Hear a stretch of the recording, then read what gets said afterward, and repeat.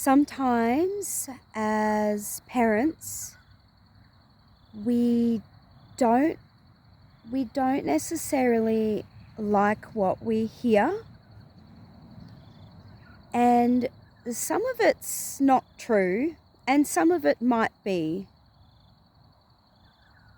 So this video is about being in the role of an educator and communicating with the parents of the children in care.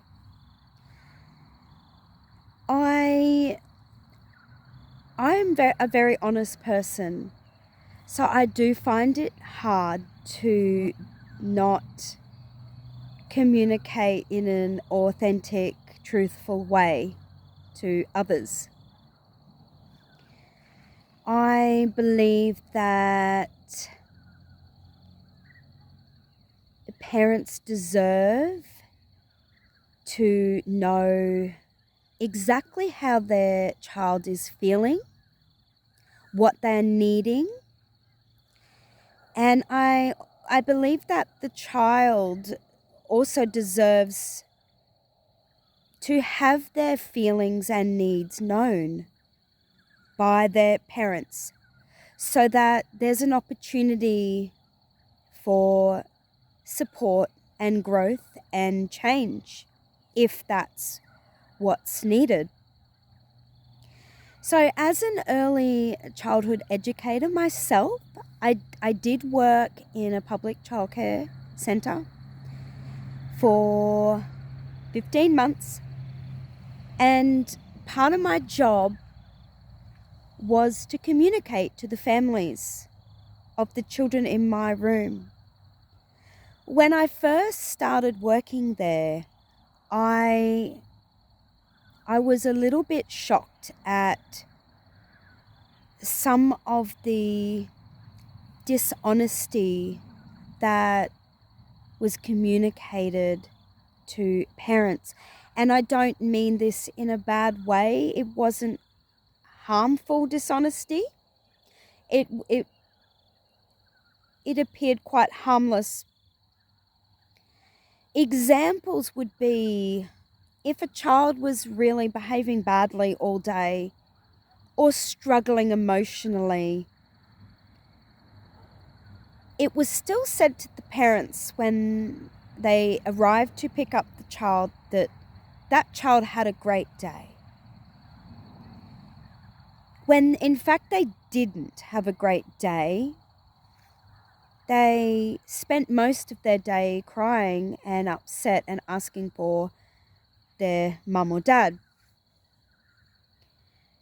And it was taught to us, and it is something taught to most educators in childcare centres, that we want to keep the parents happy.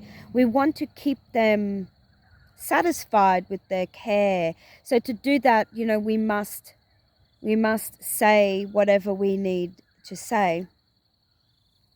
And I admit that I played along with this in the beginning, because I wasn't really in a position of authority when I first started working there.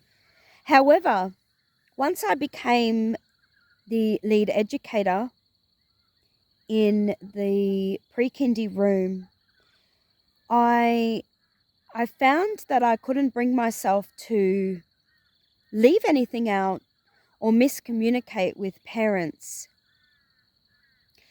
So if I would explain, I would really share in great detail, briefly, an overview of the children's day. If there wasn't anything that stood out and they generally had a great day, that's what I would say. They had a great day, because I wasn't lying. That was the truth. However, if they got into fights and they hurt other children, or they were hurt themselves, or they cried a lot, or they seemed unhappy, that's what I would tell the parents. because I felt like I owed it to the children to let their parents know whether there was anything that could be done or not. That wasn't really my place. I could say what I felt that their child may need. I could offer advice, and I did it a few times, and sometimes it was really appreciated, but sometimes it wasn't asked for. And so I've learned to wait to be asked for my advice and opinion.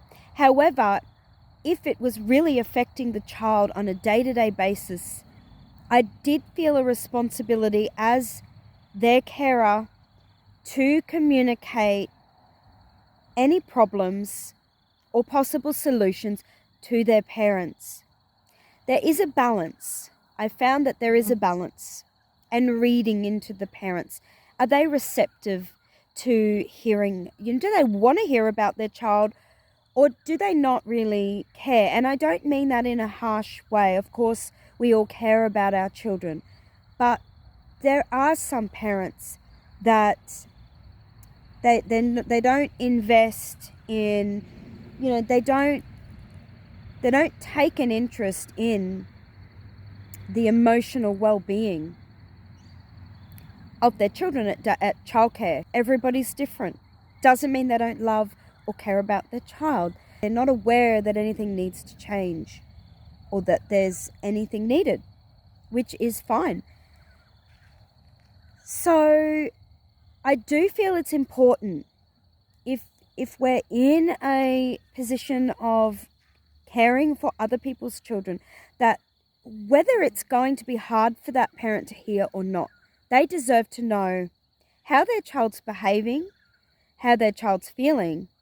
So sometimes I would have to tell parents that their child is really not coping well at daycare. They're very aggressive. I had some children who would throw furniture and hit me or other children. And I thought that their parent had a right to know, and sometimes I would do this and the parent would break down and say, oh, thank you for bringing it to my attention. I've been struggling at home. This is what's going on. And, I didn't realize that it's coming out in these ways.